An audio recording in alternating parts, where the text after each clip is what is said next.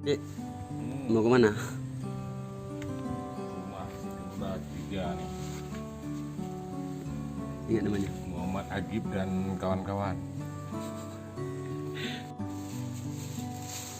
Muhammad Agib.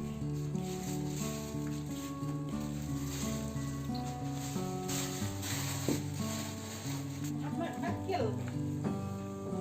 Dan kakak Pak.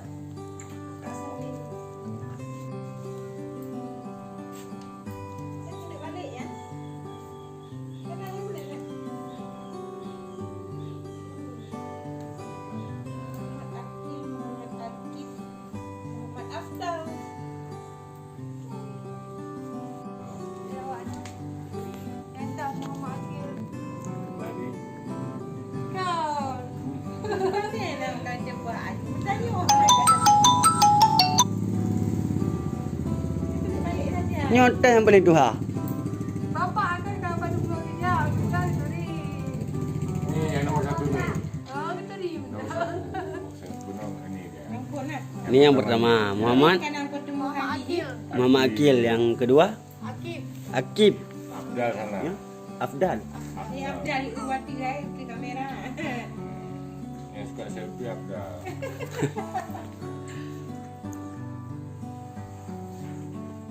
Lahir bulan Bulan bulan 1 2021. Januari. Mungkin 4 bulan ah. Lagi pemirsa. Belum. Enggak mulu-mulu yang dia butuh pempes susu. Ayahnya dah pulang. Yang mereka butuh pempes susu. Yang mulu-mulu. Ya. Bu ayah tak ada.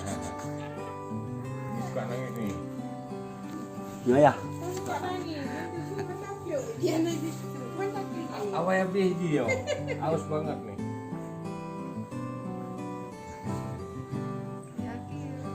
Yang pegang ke mama ni dia nak tidur. Ada nyampak. Dia nak tidur.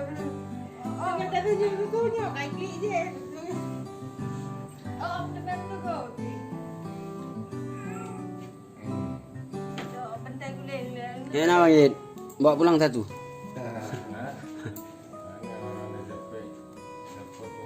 Jangan Pak Roki macam lelaki agaknya.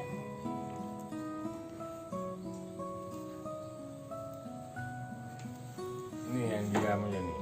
Dia Abdalnya diem aja nih. Afdal. Laganya saya Afdal Jennifer. Hmm. Dia seluruh. Nggak jualan kok. Jualan Bagus ah. belum Jualan mana bang? Panti. di Banti. Ramai yang datang pak. Enggak ramai kali. Kan Ya, pegang ada. dia nak nyampak susu 2 boh. Leh ni kan leh boh. Tiba nak buka kemampuan lo luar boh ya. Kemampuan lo luar boh ya. Biar anak jadi pertemuan dengan orang yang kan tu kan. Dong pulunah le segala puasa kan.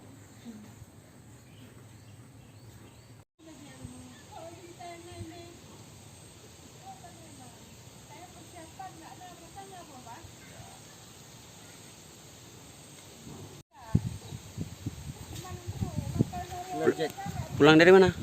Pulang dari rumah Muhammad Agib, Dan Muhammad Abdal, Muhammad ada 3. Jadi agak susah. Agak susah diingat ya. Mirip-mirip ya. Pakai Muhammad semua anaknya. Mudah-mudahan kayak Muhammad ya.